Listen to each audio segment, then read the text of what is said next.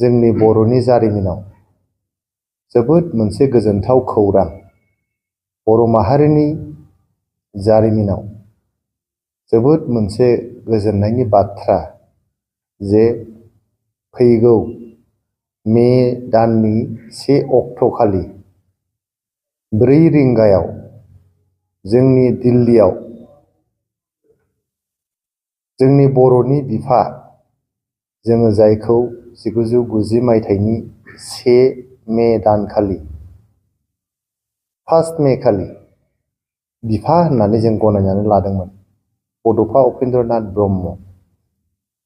जोंनि सा सानजा भारतनि गोग्लैसोनाय, सोबख'जानाय, गादबजानाय, नासयजानाय, थालांनाय थागिबि माहारिफोरखौ फोजाखांफिननो, बिथांमोनखौ जांख्रिथायनि लामायाव लाबोनो, बिथांमोनखौ सोलोंथाइ, राजखान्थि, रांखान्थि, समाजखान्थि गासिबो बिथिङावनो जौगाहोनो, बिथांमोननि गोमानाय जे सिनायथि बेखौ मोनफिननो, बिथांमोननि हारिमुवारि सिनायथि, बिथांमोननि समाजारि सिनायथि, राजखान्थियारि सिनायथि, गासिबो बिथिंनि सिनायथिखौहाय लाबोफिननो थाखाय जुजियै जुजियै जिउ गोमानो गोनां जानाय बड'फा उपेन्द्रनाथ ब्रह्मनि मुङै जोंनि भारतनि राजथावनि गोदान दिल्लीनि कैलाश कल'नियावहाय लाला लाजपत राय लामायाव गोदानै जोंनि बड'फा उपेन्द्रनाथ ब्रह्मनि मुङै मोनसे लामा दिनै बाउसोमनाय जासिगोन। 1 मे 2025 मायथाइखालि बेलासिनि 4 रिंगा जानाय लोगो लोगोनो बे लामाया, कैलाश कल'निनि बे लामाया बड'फा उपेन्द्रनाथ ब्रह्म मार्ग मुं मोनसिगोन। बेजों लोगोसे जोबोद गोग्गाथाव बाथ्रा, दिल्लीनिनो बड'लेण्ड गेस्ट हाउसनि खाथि स्पेर' स्कुवेर होननानै जायखौ जों मिथियोमोन, स्पेर' स्कुवेर, बे स्पेर' स्कुवेरखौ 1 मे 2025 मायथाइनिफ्राय गोदान मुं होनानै बड'फा स्कुवेर होननानै बेखौ फोसावनाय जासिगोन। स्पेर' स्कुवेरनिफ्राय बड'फा स्कुवेर, मोनसेया जाहैबाय लामा बड'फा उपेन्द्रनाथ ब्रह्म मार्ग, लोगोसेयै जे मोनसे स्कुवेर दंबावो जायखौ स्पेर' स्कुवेर होननानै मिथियोमोन, बेखौ बड'फा स्कुवेर होननानै फोसावनाय जासिगोन। जोंनि दिल्लीनि जे MCD दङ, जे जोंहा मिउनिसिपाल कर्प'रेसन डिपार्टमेन्ट दङ बेवहाय दिल्लीनि, बे जोंनि भारतनि मानगोनां नखर मन्त्रि अमित शाह बिथांनि बिथोन बायदियै, दिल्ली सरकारनि बिथोन बायदियै मिउनिसिपाल कर्प'रेसन डिपार्टमेन्टना मेयरा बे स्पेर' स्कुवेरखौहाय बड'फा स्कुवेर होननानै फोसावनाय जासिगोन। बियो जोंनि बर' माहारिनि थाखाय जोबोद मोनसे गोग्गाथाव खौरां। बियो जोंनि बर'फोरनि संग्रामनि थाखाय, बर'फोरनि जारिमिननि थाखाय, बर'फोरनि सिनायथिनि थाखाय जोबोद मोनसे गोग्गाथाव खौरां। नोंथांमोना मिथिगौ, जोंनि आसाम हादोरसानिफ्राय बड'फानि मुङै बाउसोमनाय लामाया जिखुनु आसामनि मानसिनि थाखाय बियो 3थि खेब। जोंहा 3ल', बड'फाखौ लाफानानै 3ल' आसामनि सुबुंफोरनि मुङै दिल्लीयावहाय लामाखौ बाउसोमनाय दङ। गिबियाव दङ जोंहा गपिनाथ बरदलैनि मुङै, सेकेन्डआव दङ जोंहा भुपेन हाजरिकानि मुङै।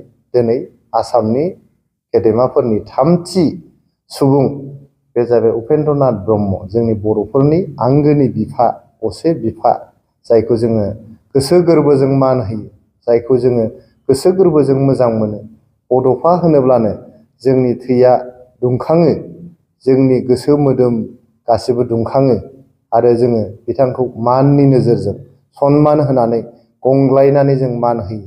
दिनै सारा भारतआनो बिथांखौ मान होनानै जोंनि दिल्लीनि कैलाश कल'नियाव बिथांनि मुङै मोनसे लामा बाउसोमनाया जोबोद गोग्गानायनि बाथ्रा।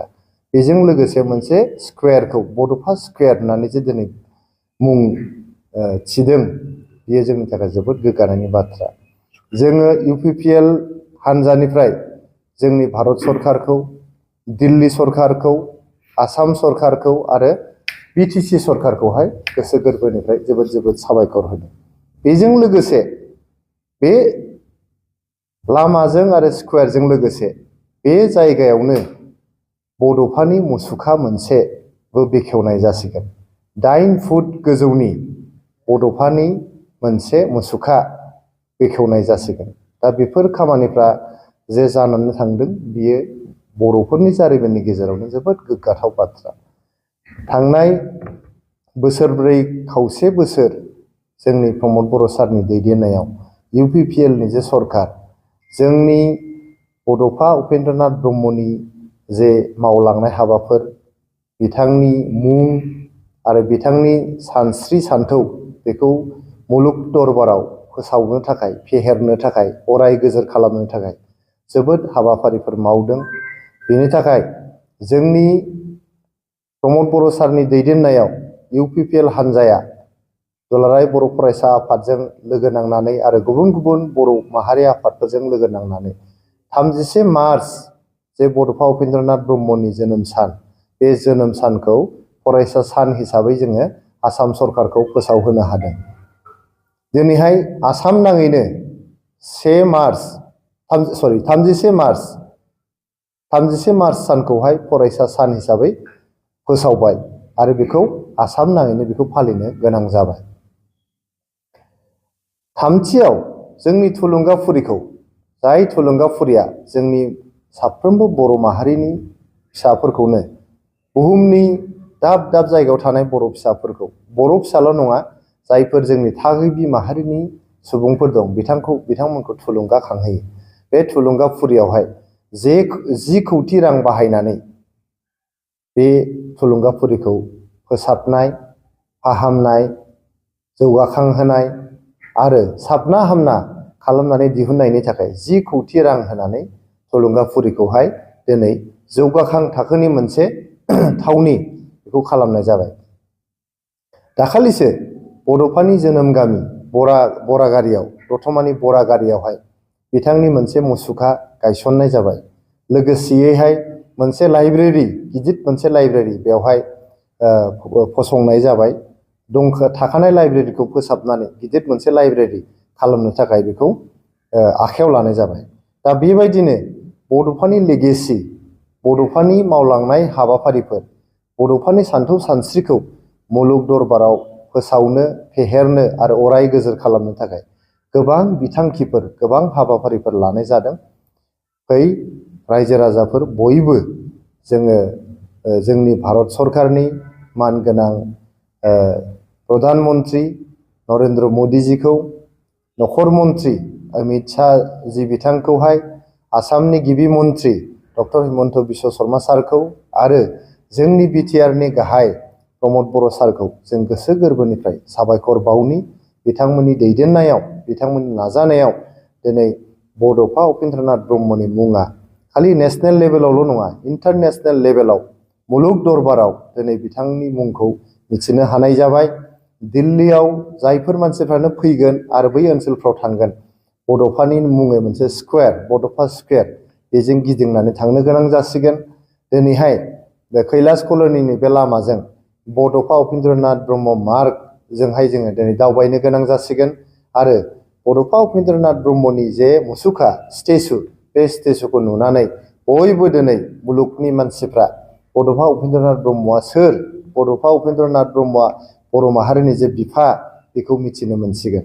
बेनि थाखायनो जों गोसो गोरबोनिफ्राय जोंनि भारत सरकारखौ, आसाम सरकारखौ, दिल्ली सरकारखौ आरो जोंनि बिटिआर सरकारखौ जोङो गोसो गोरबोनिफ्राय गोजोननाय बावहरदों आरो हामलायनाय जासिहरदों। गोजोन्थों।